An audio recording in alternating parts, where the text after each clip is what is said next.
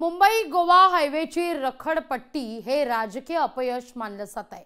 पण आता राजकीय नेत्यांनी याचं खापर कंत्राटदारांवर फोडण्यास सुरुवात केली आहे। पैपुट्या कंत्राटदारांमुळे हायवेचं काम रखडल्याचा आरोप उद्योग मंत्री उदय सामंत करतात। हायवे रखडण्याला आतापर्यंतचं कोणतंच सरकार जबाबदार नसल्याचा दावा सामंत यांचा आहे।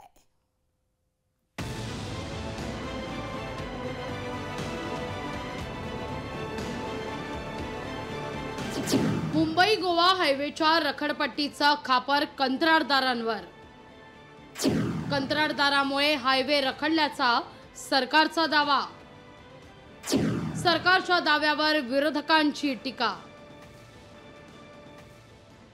गेल्या 14 वर्षांपासून रखडलेल्या मुंबई गोवा हायवे समोर आता सरकारनेही शरणागती पत्करल्याची स्थिती आहे। मंत्र्यांनी पाहणी करूनही हायवेची कामं वेळेवर होत नाहीत।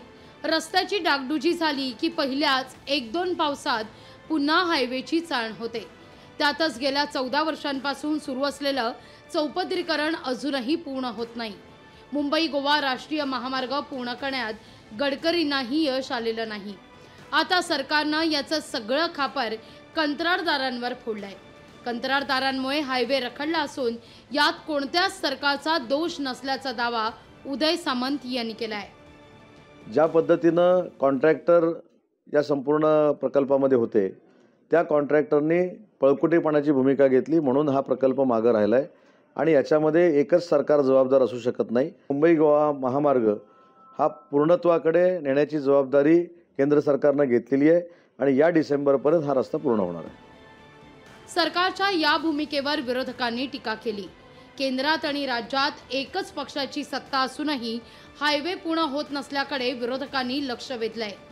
उदय सामंत यांचं वक्तव्य म्हणजे जबाबदारी झटकण्याचा प्रकार असल्याचा आरोप विरोधकांनी केलाय।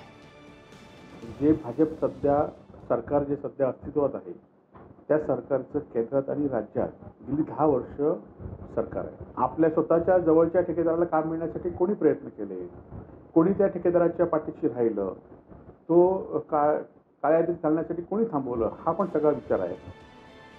मुंबई गोवा हायवेच्या प्रश्नावर दरवेळी आंदोलन होतात, मग मंत्र्यांचे पाहणी दौरे होतात। आता त्यावर डेडलाईन दिली जाते। ही डेडलाईन कधीच पाळली जात नाही।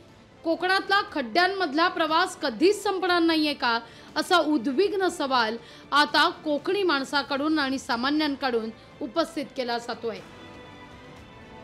रोहन नाईक, लोकशाही मराठी, सिंधुदुर्ग। लोकशाही मराठी ऐका, पहा, जागरूक रहा।